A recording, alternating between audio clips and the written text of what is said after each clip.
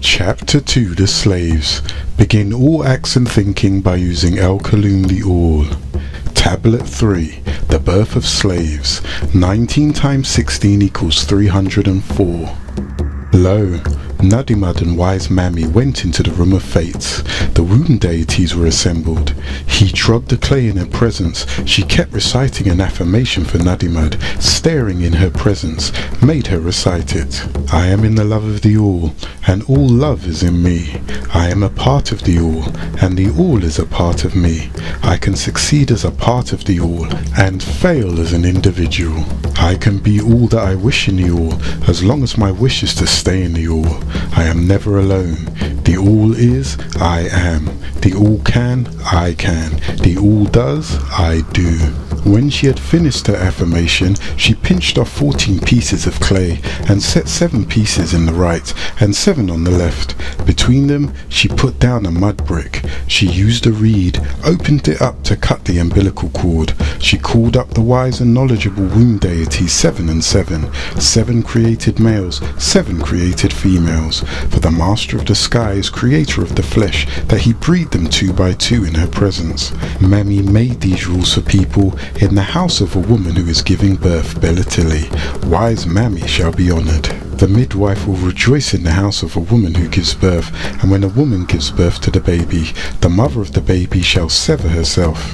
A man to a girl, and a girl to her bosom. A beard can be seen on a young man's cheek. In gardens and waysides, a wife and a husband choose each other. The womb deities were assembled, and Ninti was present. They counted the months, called up the 10th month as the term of fates. When the 10th month came, she slipped in a staff and opened the womb, and she recited, Ya Fatah, Ya Aliyun. Her face was glad and joyful. She covered her head, performed the midwifery, put on her belt, and said a blessing. Na afakul fi Al-Kalum. We are all in the All. She made a drawing in flour and put down a mud brick. I myself have created it. My hands have made it. This Nafs Hayat, living spirit. The midwifery shall rejoice in the house of Kadistu, holy priestesses. Whenever a woman gives birth and the baby's mother severs herself, the mud brick shall be put down for 9 days. Ninti, the master of the sky, shall be honoured. She shall call their mother Mammy. She shall thank the ruler of the sky Anu and lay down the linen cloth.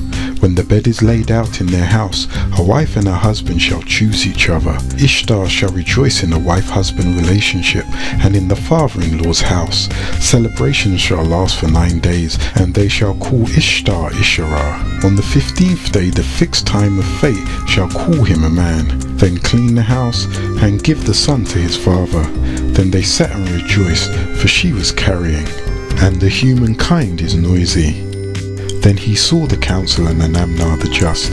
They took hold of him, made new picks and spades, and made big canals to feed people and sustain the Anunnaki. 600 years, less than 600 passes, and the country became too wide, the people too numerous.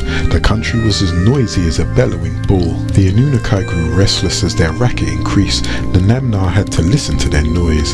He addressed the great Anunnaki. The noise of humankind has become too much. I am losing sleep over their racket. Give the order that Surapu disease shall break out. Now there was one, Adrahasis, whose ear was open to his Anunnaki Nadimad. He would speak to his Anunnaki, and his Anunnaki would speak with him. Adrahasis, who is also called Murdoch, made his voice heard and spoke to his Sultan Enki. How long will the Anunnaki make us suffer? Will they make us suffer illness forever? Nadimad made his voice heard and spoke to his servant. Call the elders, the senior men, start an uprising in your own house. Let the heralds proclaim your disagreement, and let them make a loud noise in the land. Do not revere your Anunnaki, do not bow to your deities, but search out the door of Namtara. Bring a basket of loaf into his presence. May the flour offering reach him. May he be shamed by the presence and wipe away his hand. Adrahasis made his voice heard and spoke to the elders.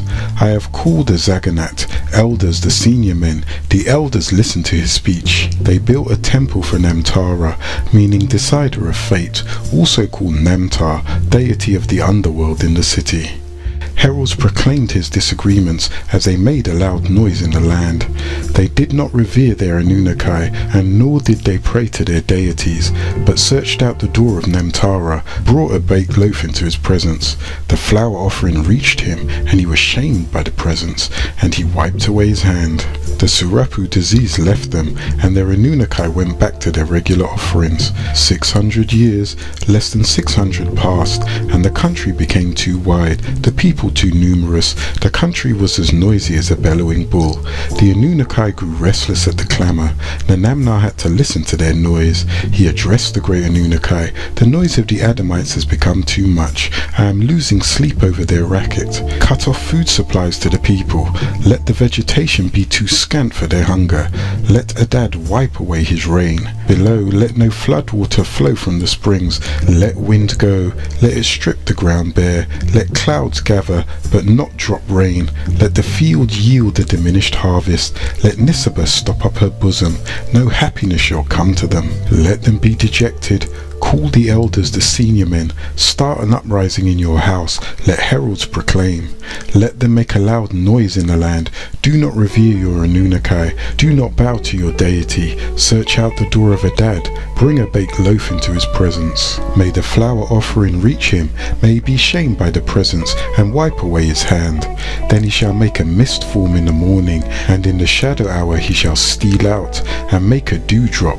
Deliver the fields of its produce ninefold like a thief. They built a temple for Adad in the city, and ordered heralds to proclaim a loud noise in the land, for he also became a Yahweh, as opposed to Tammuz, whom he was in rivalry with. He became known as Baal, and his sons became known as Baalim. So it was written, and it shall be at that day, say that the Yahweh, that you will call me Ishi, an incarnate into flesh being, a man, for I, Baal-Hadad, shall incarnate as you, Tammuz. They shall call me no more Bali, for I will take away the names of Baalim out of their mouth, and they shall no more be remembered by their name. Yet they shall seek my name, and worship in my name and the name of my children, for they are weak.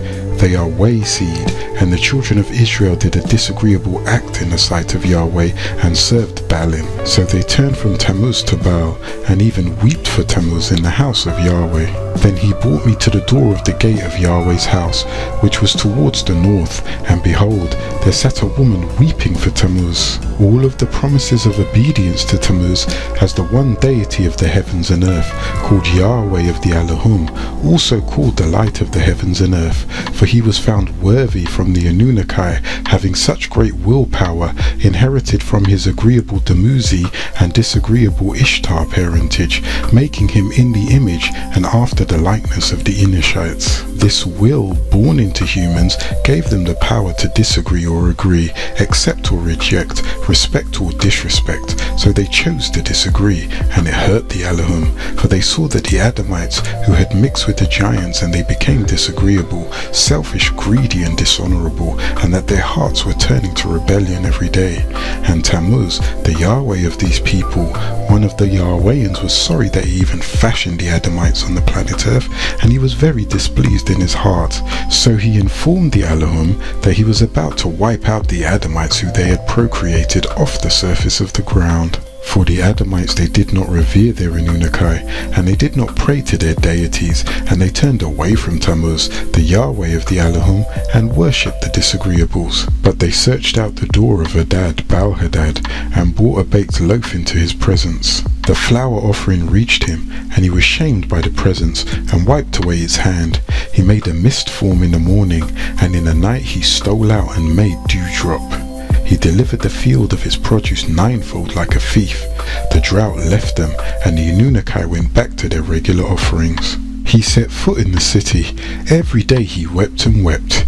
In the morning he would bring incense. Nadimad would speak to me, but he is under oath. So he gave him instructions in dreams. Go to the house of his creator, then he shall sit and weep. In the evening he shall sit and weep. Then was he hushed, and his weeping ended. Then he just looked and addressed the Ruach, that is, the souls of the river. Let the river receive abundance and take away. Let the river flow my way. Let him see me, let him be calm in the shadow hours. I cry when my eyes are facing the river. Faratu, on the bank Iridu to Argata, the inner world. I, the great Nadimad, listened to his speech and gave instructions to the Lahmu heroes. The men who are there, behold, let them come, let them witness the power from above. Rain did not fill the canals, below flood water did not flow from the springs. Earth's womb did not give birth, no vegetation sprouted. The people did not look for the ungrown pasture land that was bleached. The broad countryside filled up with alkali, a carbonate or hydroxide of alkali metal, the aqueous solution which is bitter, slippery, caustic and characteristically basic in reactions.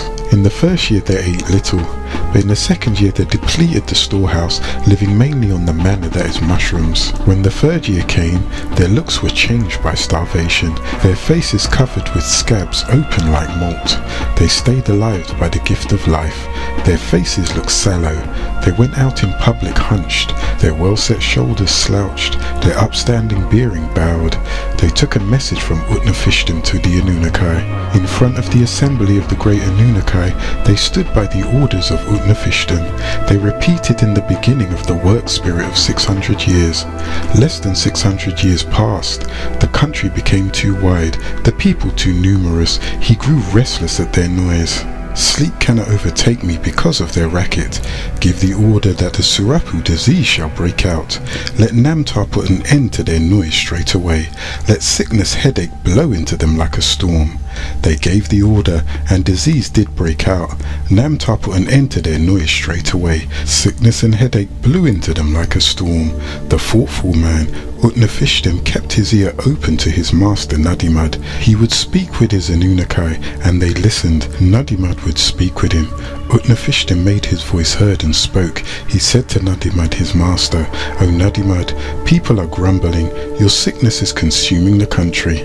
Since you have created us, you ought to cut off sickness and the headache." Nadimad made his voice heard and spoke to Utnapishtim. Order the heralds to proclaim, to make a loud noise in the land. Do not revere your Anunnaki. Do not supplicate to your deities. Sincerely withhold his rights. Let the flower as an offering be brought before him, whose hands are raised in her presence, and say a supplication before the presence of him with his raised hand. Nanamnar Enlil organized his assembly, addressed the Anunnaki his sons. You are not to inflict disease on them again. Even though the Enoshites have not been diminished, they are more than before. I have become restless at their noise. Sleep cannot overtake me because of their racket. Cut off food from the people. Let vegetation be too scant for their stomachs. Let Adad on high make his rain scarce. Let him block below, and not raise flood water from the springs. Let the field decrease its yield. Let Nisaba, the daughter of Anu, turn away her breast. Let the fertile fields become unfertile. Let the broad countryside breed a Kali. Let earth clamp down her womb, so that no vegetation sprouts, no grain grows. Let Asaku, the group of demons, be inflicted on the people. Let the womb be too tight to let a baby out. They cut off food for the people. Vegetation became too scant for their stomachs. Adad on high made his rain scarce and blocked below, and he did not raise flood water from the springs. The field decreased its yield. Nisaba turned away her breast. The fertile fields became infertile. The broad countryside bred a Kali. Earth clamped down her womb. No vegetation sprouted, and no grain grew. The womb was too tight to let a baby out. Nadimad kept guard over the bolt that bars the sea, together with his Lahmu heroes. When the second year arrived, they had depleted the storehouse. When the third year arrived, the people's looks were changed by starvation. When the fourth year arrived, their upstanding bearing bowed, their well-set shoulders slouched. People went out in public hunched over. When the fifth year arrived, a daughter would eye her mother coming in. A mother would not even open her door to a daughter. A daughter would watch scales at the sale of her mother. A mother would watch scales at the sale of her daughter. When the sixth year arrived, they served up a daughter for a meal, served up a son for food. When only one or two households were left, their faces were covered with scabs, raw like malt. People stayed alive by the gift of life. The thoughtful man Utnapishtim kept his ear open to his master Nudimmud. He would speak with his Allahum, and his Allahum Nudimmud would speak with him. He left the door of his Allahum and put his bed right beside the river, for even the canals were quite silent. Nanamnar was furious with the Agigi. We, the great Anunnaki, all of us agreed together on a plan. In the absence of Anu, Adad was to guard above, and I was to guard the earth below. Where is Nudimmud? He was to undo the chain and set us free. He was to release produce for the people. He was to exercise control over all by holding the balance. The Namnar made his voice heard and spoke to the chief Nusku. Have the 50 crafts of the Lahmu heroes arrived? If so, go fetch for me. Have them brought into my presence. The 50 crafts of Lahmu heroes were fetched for him. The Lahmu heroes were hairy beings, a creature created by Ea in the Apsu. They controlled the bolt of the sea and the availability of fish. The warrior Nudimmud addressed them. We, the great Anunnaki, all of us agreed together on a plan. Adad to guard the above, I, Nudimmud, was to guard the earth below. Where you went, you were to undo the chain and set us free. You were to release produce for the people. You were to exercise control over all by holding the balance, Nanamnar. The warrior Nanamnar and Adad came over in the clouds and with a veiled voice and said, do not feed his people, and do not give Nisabas corn or luxury for people to eat. Nudimmud grew anxious as he sat, and the Anunnaki assembly worried and gnawed at him. They were furious at each other, Nudimmud and Nanamnar. You imposed your loads on the Adamites. You have bestowed noise on the Enoshites. You slaughtered an Anunnaki together with his intelligence. You must go down and create a flood. It is indeed your power that shall be used against your people. You agreed to the wrong plan. Have it reversed. Let us make far-sighted Nudimmud swear to work against the Enoshites as an oath. Nudimmud made his voice heard and spoke to his brother the Anunnaki. Why should you make me swear an oath? Why should I use my power against my kind? The flood that you mentioned to me, what is it? I don't even know. Could I give birth to a flood? That is Nanamnar's kind of work. Let him choose who he wishes. Let Salat, the servant of the sun deity, and Hanish, the servant of the weather deity, march ahead. Let Erekal pull out the mooring poles. Let Ninurta march. Let him make the waters overflow. The assembly did not listen to the Anunnaki when they gave an explicit command. Nanamnar performed a bad deed to the Enoshites. Utnapishtim made his voice heard, and he spoke to his master. Indicate to me the meaning of the dream, and let me find out its portent. Nudimmud made his voice heard, and spoke to his servant.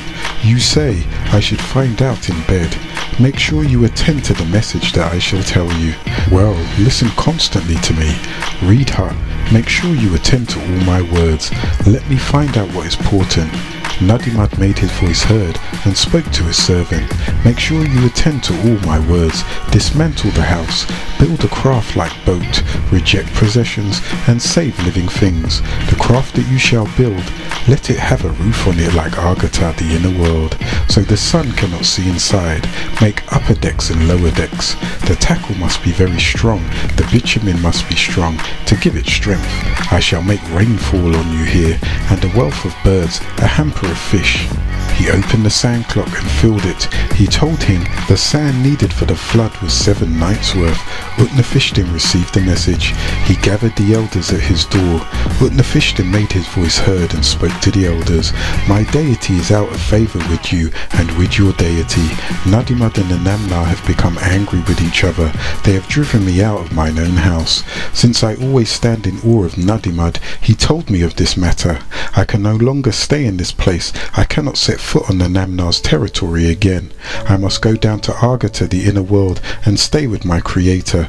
This is what he told me. The elders, the builder, the carpenter brought his axe, the reed worker brought his stone, the child brought bitumen, which is a flammable mixture of hydrocarbons and other substances occurring naturally or obtained by distillation from coal or petroleum that are a component of asphalt and tar, and they are to be used for surfacing the roads or waterproofing. The poor fetched what they needed. Everything was indeed pure.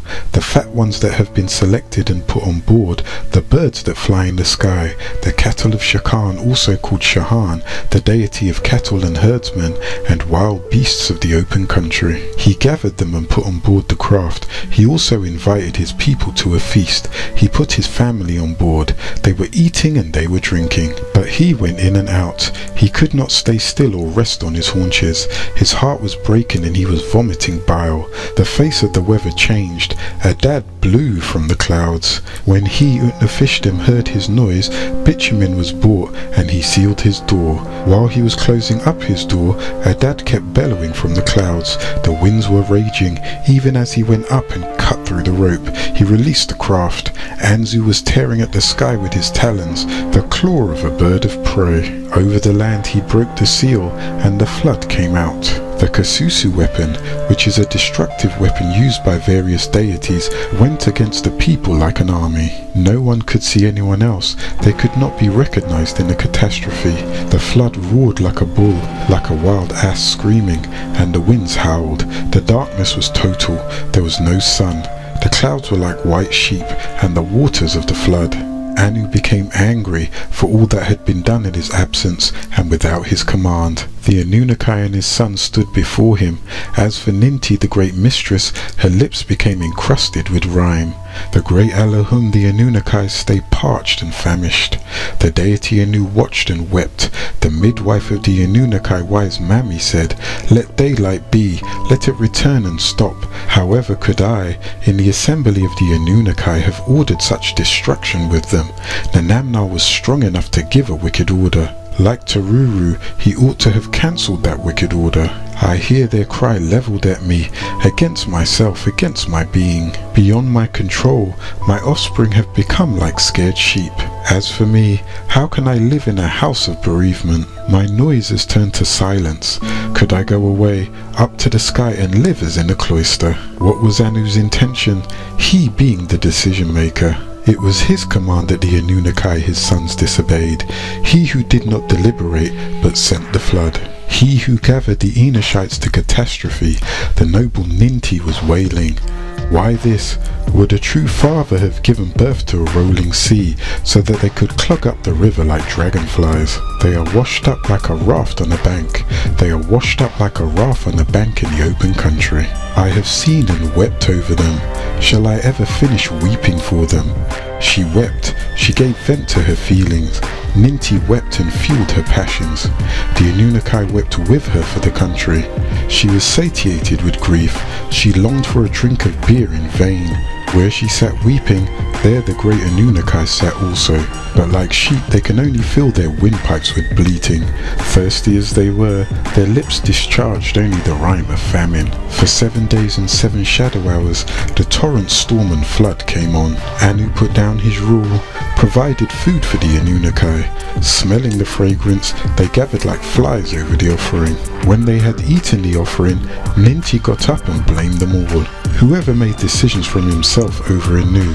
Who makes the decisions?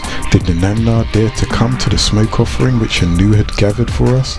Those two who did not deliberate, but sent the flood, gathered the Enoshites to catastrophe. You agreed to the destruction. Now their impure faces are pure forever. Then she went up to the big flies, scarab beetles, which Anu had made, and declared before the Anunnaki. His grief is mine, my destiny goes with his. He must deliver me from evil and appease me. Let me go out in the morning and all be gone. Let the scarab beetles be the lapis lazuli, which is an opaque to translucent blue, violet blue, or greenish blue, semi-precious gemstone composed mainly of lazurite and calcite, be the colour of my necklace, by which I may remember it daily forever. The warrior Nanamna spotted the craft and was furious with the Igigi. We, the great Anunnaki, all of us agreed together on an oath. No form of life should have escaped. How did any Enoshite survive the catastrophe? Anu made his voice heard and spoke to the warrior Nanamna. Who but Nadimad would do this? He made sure that the reed hut disclosed the order. Nadimad made his voice heard and spoke to the great Elohim. I did it in defiance of you. I made sure life was preserved. Extract your punishment from the sinner. That is, whoever contradicts your order. I have given vent to my feelings. Nanamna made his voice heard and spoke to the far-sighted Nadimad. Come, summon Ninti, the master of the sky. Confer with each other in the assembly. Nadimad made his voice heard and spoke to the womb deity Ninti. You are master of the sky who decrees destinies, deity to the people. Let 1/3 of them be saved and refill the earth, and in addition, let there be 1/3 of Enoshite women who give birth, yet do not give birth successfully. Let there be the Pasitu demon, she who erases amongst the Enoshites to snatch the baby from its mother's lap. Establish a Bab-Tu end to Igistu women. They shall be taboo prohibited, and thus we shall control childbirth. How we sent the flood. But an Enoshite descendant of an Adamite survived the catastrophe. You are the counselor of the Anunnaki. On your orders I created conflict. Let the Igigi listen to this song in order to praise you, and let them record your greatness. I shall sing of the flood to all Enoshites. Listen.